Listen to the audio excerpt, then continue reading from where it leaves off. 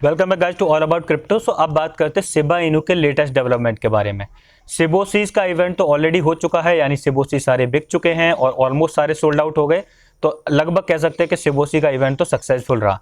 और उसके बाद कई सारे डेवलपमेंट और भी हुए। 2 दिन पहले इसकी लिस्टिंग हुई है जेपे पे, जो इंडिया का सबसे पुराना क्रिप्टो एक्सचेंज है। जो रिसेंट अपडेट आई है वो ये है कि टर्की का सबसे पुरानी क्रिप्टो एक्सचेंज BTC टर्क करके जो है, उस पे अब शिबा इनू की लिस्टिंग हो गई है। यानी आज से 15 अक्टूबर से उस पर डिपॉजिट, विड्रॉल और उसकी ट्रेडिंग स्टार्ट हो जाएगी, विच इज पॉजिटिव, क्योंकि अब शिबा इनू को ज़्यादा लिक्विडिटी मिलने लगेगी। क्योंकि जितने ज़्यादा एक्सचेंज पर अगर कोई कॉइन लिस्ट होता है उतना ही उस कॉइन के लिए पॉजिटिव होता है। अगर अनदर अपडेट की बात करें तो शिबा इनू की जो लिस्टिंग की पटिशन थी, यानी जो change.org पे एक पटिशन थी जिसमें ये रिक्वेस्ट किया गया था कि रॉबिनहुड इस शिबा इनू को जल्दी से जल्दी लिस्ट करे, तो वो लगभग 2.5 लाख सिग्नेचर पे पहुंच गई, जो अपने आप में बहुत बड़ा फिगर है। एंड इट इंडिकेट्स कि शिबा इनू की रॉबिनहुड पे जल्दी ही लिस्टिंग देखने को मिल सकती है। लेकिन यहाँ पे एक चीज माइंड में रखना, रॉबिनहुड पे लिस्टिंग तभी होगी जब उसका वॉलेट लाइव हो जाएगा। यानी रॉबिनहुड सबसे पहले वर्क कर रहा है अपना जो वॉलेट फीचर है उसको लेके आने के लिए। जब वो लाइव हो जाएगा उसी के बाद ऐसा पॉसिबल हो पाएगा कि शिबा इनू की लिस्टिंग हो पाएगी।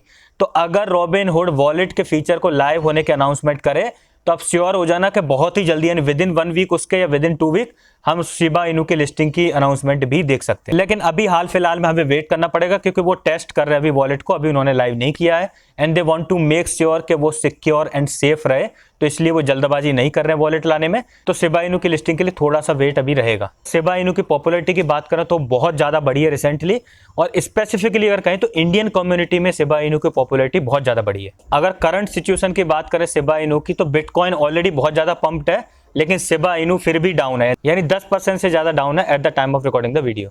अब जिन लोगों ने मेरी लास्ट वीडियो देखी थी जिसमें मैंने ये बताया था कि शिबा इनू 1 रुपया कभी नहीं पहुंच पाएगा, जो ज्यादातर मेजरली सारे यूट्यूबर्स तो यही कह रहे हैं कि 1 रुपया अगले साल तक पहुंच जाएगा। मैंने विद फैक्ट बताया था कि शिबा इनू 1 रुपया नहीं पहुंच पाएगा, और उसके लिए मैं आपको एक और फैक्ट पुटअप करने जा रहा हूं जो जिससे आप और भी ज्यादा कन्विंस हो जाओगे कि 1 रुपया पहुंचना इसका इम्पॉसिबल है। साथ में मैंने ये भी बताया था क्योंकि सिबोसीज का जो बर्न होने जा रहा है वो $1 मिलियन का होगा अगर सारे सिबोसीज बिक जाएंगे।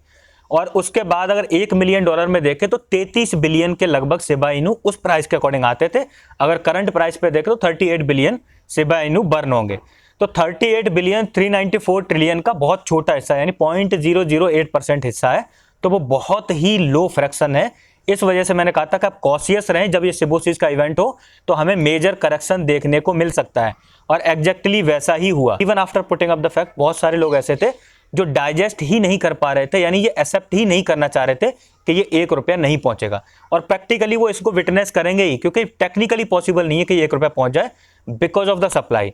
अब जो रिसेंट डाटा आया उसमें शो किया गया कि 40% से ज्यादा सप्लाई शिबा इनू की पब्लिक हैंड्स में जा चुकी है, यानी 40% से ज्यादा सप्लाई लोगों के पास है। और अगर इसका बर्न होगा तो मेजरली किसका बर्न हो सकता है? दूसरी जो सप्लाई है, यानी जो शिबा स्वैप पे लॉक है, या फिर जिसको शिबा स्वैप की वजह से जिसका रेवेन्यू आएगा, कि मान लो शिबा स्वैप को रेवेन्यू मिलता है फीस के फॉर्म में, वो बाय एंड बर्न करे।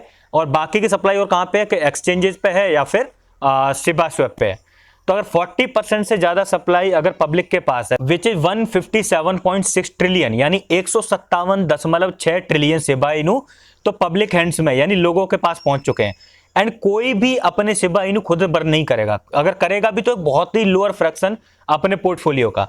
कोई ये नहीं करेगा कि मैं अपने शिबा इनू बर्न कर देता हूं ताकि तुम्हारे शिबा इनू का प्राइस बढ़ जाए और तुम लोग अमीर हो जाओ, ऐसा कोई नहीं करेगा। हर कोई वहां पे पैसा कमाना चाहता है। और वहीं अगर बात करें इसकी जो 40% सप्लाई है, अगर उतनी ही कंसीडर कर लें, उसको भी 1 रुपया पहुंचने के लिए $2 ट्रिलियन की मार्केट कैप चाहिए।